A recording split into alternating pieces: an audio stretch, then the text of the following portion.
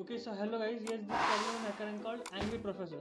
So the problem is really easy actually. So see, what is the problem actually? See, this is a particular array they are giving us. You must have read the problem statement first only. So the value, if the value is less than or equal to 0, that means these values, if they are less than or equal to 0, then the student is on time. That is, they are not late. And if this value is greater than 0, that means they are late. So see, and there is specific value of k. So if there is, this is the minimum number of students that must be there in the class for the class to go on, right? Otherwise the class will get cancelled. So first of all, let us, they give us actually the number of test cases we have to work on it. First of all, I'll just write a code for one test case and check it if it is right or wrong. Then I'll write it in general, that is, I'll write it in functions now afterwards. So first of all, let us see the input format. The input format is first is t and all. Okay, let us see it afterwards actually. First of all, I took this format n and k. I took n and k as my inputs, right? Whatever they have told us. After that, they have told us to take an array. So I'll just name the array as attendance, and I'll use the list now. It is list, and I'll use map function over here. Map of integers, and it will be input and dot split to take the input in spaces. Okay, right, I got the input of array, attendance now. That is an array.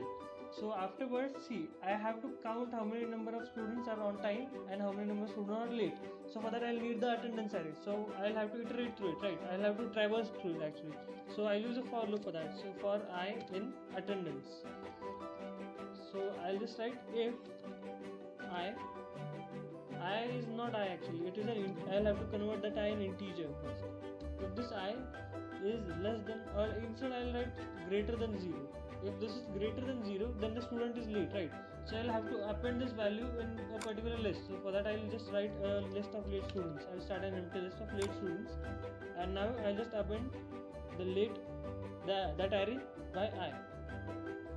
Okay, and else the students will get late and all. I don't want the number of students that are on time. Actually, I want them. I just can take them directly. So I'll write on time students. So how many students are on time? For that, I'll just take the length of late. That is how many students are late. Minus, actually, I'll write n. That is the total number of students. Minus the late students to get the students on time, because n is greater than the late students, right? Obviously, because n is total number of students, and I got the on time students. So now see, I'll again use an if condition for checking whether class is going to be held or no. That is, if the cancel will get cancelled or no. So for that, if on time students is less than, if the number of on time students is less than k, then the class will get cancelled, right? So I'll simply print yes, that is yes, the class will get cancelled. They wanted in caps lock, so I put it in caps lock. Else simply I'll print no, that is no, the class will not get cancelled, right? Okay, I'll just take this sample input from here for now. Yes, okay, right. And after that, for this, the value should be no. So let's check this one again. Okay, no. Now I just have to convert this into a whole function so that I can use it in general way, right? So suppose I am writing a function called, suppose anything like L, that is, or you can say students. Whatever, the function's name is not important, but still, okay. I'll just make all the indentation here.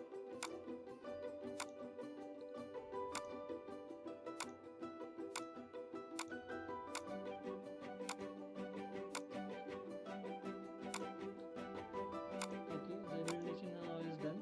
Now I have to take the input as t for the number of test cases. So t equals to integer input for the number of test cases, and I'll use a for loop now. So for I in range t, obviously, because t is the number of test cases, I will call that function which is students, right? So I'll just call students. Okay, and see, here's an important thing. This I and this I are different things. See, this I is localized to this function, and this I is global, you can say, or this I is in other for loop and this I is in other for loop. We can use I, both I or of same letter for two for obliques. Okay, so I can write this, so it is not wrong. You can use J as well or anything, but it is right, it is not wrong, so I can use that. And I'll just see the whole input. The answer will be yes and no. Okay, yes and no works fine. I'll just copy it and paste it over here so that we can check for all the test cases actually.